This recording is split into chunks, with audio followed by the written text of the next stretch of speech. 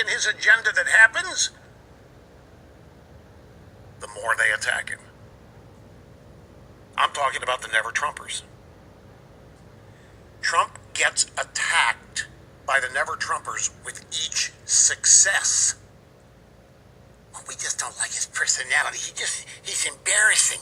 We can't go anywhere to admit that we like what Trump is doing because Trump is such a horrible man, and we can't be seen by our sophisticated friends to be approving of what Trump's doing, and that's what bugs him. But on the things that we all thought mattered, we all thought these conservatives who were Never-Trumpers, we thought they were conservative, but they don't seem to be happy or satisfied with it. Making them look kind of weak. He's making them look dead wrong in their predictions about him and his so-called incompetence and what he was not going to be able to get done. Just mentioned who I'm not going to advertise for. He's talking about Trump here. When somebody says, like the person you just mentioned, that he's going to bring all these jobs back, well, how exactly are you going to do that? What are you going to do? There's no answer to it. Trump just says, I'm going to negotiate a better deal. Well, how? How exactly are you going to negotiate that? Obama was at the Carrier Corporation. He was asked a question about manufacturing jobs being lost. And he chose to castigate Trump for misleading people and lying. You can't bring these jobs back. They're not coming back. 4 jobs in 10 months. The people that hold those jobs and the communities in which those jobs have been recreated know it. They live it. It's part of their life. Look at this. Trump's agenda and policies, as I previously mentioned, are more conservative than either President Bush's. We have a president who's actually dealing with North Korea rather than kicking it down the road. We have a president who's dealing with China, who is dealing with Japan, rather than status quo and don't make any waves. Trump and his administration have gotten rid of more regulations in 10 months than any previous president ever tried to get rid of. Appointments are game-changing. It's not just Gorsuch. Better and larger. They're greater in number than any previous so-called conservative Republican president. Isn't even close. And the more Trump speaks, whether he knows it or not or intends it or not, the more conservative he's sounding. And the more he speaks it, and the more he promotes it, and the more of it in his agenda that happens, the more they attack him.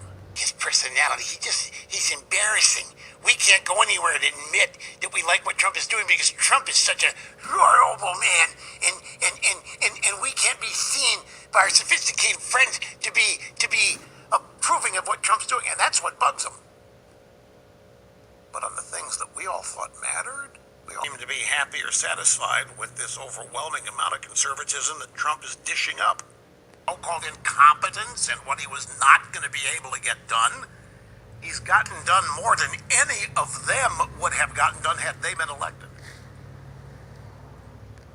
The job market, 2 consecutive quarters of over 3% economic growth, when the media and Obama said that that would never be possible again, and it was a pipe dream and very, very disingenuous to promise people that because it was not true and it was going to lead them into massive disappointment. Deportations is way up. The number of illegals coming into the country is way down.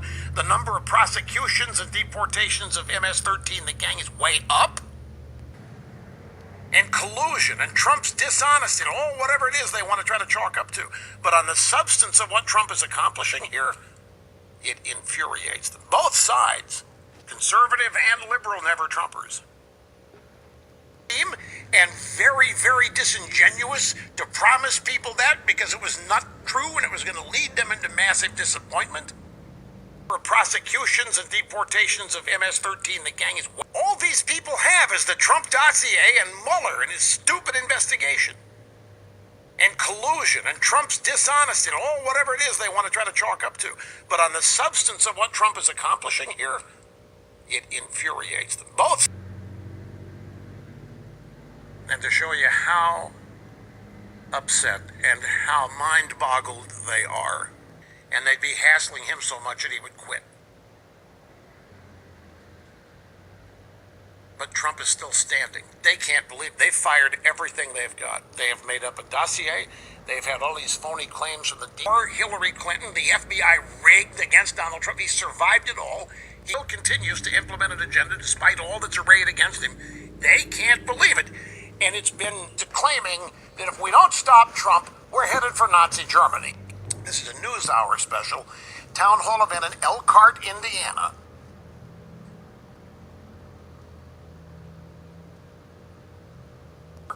I mean, what's next? What can we look forward to in the future as far as jobs, employment, whatever? Because all of our jobs have left. We're in the process of leaving. This is smack dab in the middle of campaign, folks. And here's Obama's answer. Some of those back. Well, how exactly are you going to do that? What are you going to do? There's no answer to it. He just says, well, I'm going to negotiate a better deal. Well, how exactly are you going to negotiate that? What magic wand do you have? And usually the answer is, he doesn't have an answer. The guy that had no experience in this kind of thing is you. The guy that didn't know how to negotiate is you. 40,000 new manufacturing jobs in America in the first 10 months of the Trump administration. There's Obama. We're going to back off. And we're going to let Steve Bannon determine what happens down there. And whatever that is, we'll live with it. And if Moore gets elected, where we're going to harangue this guy so long he'll never have a chance to be sworn in. Isn't that pretty much the official Republic? I mean, that's what they're saying. Well, the Ethics Committee, the likelihood if he wins, the point that I'm talking about an email. I got an email at the top of the program in the break here at the top of the hour that the Democrats are trying to get away with occupying moral high ground when they're not losing anything by getting rid of these guys. They're not losing anything by getting rid of Franken. And they're not losing anything by getting rid of Conyers. But the Republicans, according to the email, were willing to lose a Senate seat to maintain their morality by opposing Roy Moore. And the emailer says, you need to point this out. Republicans deserve credit. The Democrats are a bunch of phonies. Well, look, if I think the Republicans should be happy that there's anybody out there that wants to look at them that way in this. But why are you frowning? Why is something not registering with you on? What was stupid? What was the stupid political play? Don't want you, Roy Moore. We're not going to let you in here. Who do you think you are?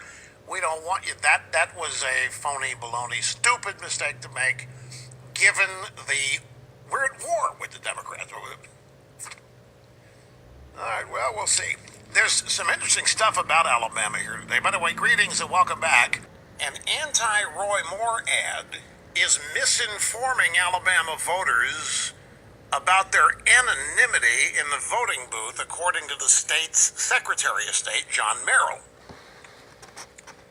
John Merrill's office on Tuesday released a statement on an ad representing a targeted effort to misinform and confuse voters.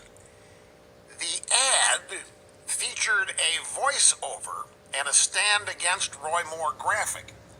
The ad is paid for by a Doug Jones PAC called Highway 31. Your vote is public record, and your community will know whether or not you helped stop Roy Moore. So an ad was run. This is it was a shaming attempt. It's kind of along the lines of people lying to pollsters. Why? And I'll say I'm voting for Hillary. Don't want the pollsters to think, and don't want the media to think they're stupid. In this case, it's a reverse shaming effort.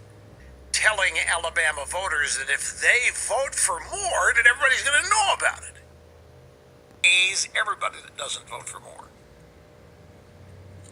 Secretary of State made it clear that no individual voting record is made available to anyone at any time, including the voter who cast the ballot. But no record is made documenting the candidate for whom the ballot was cast.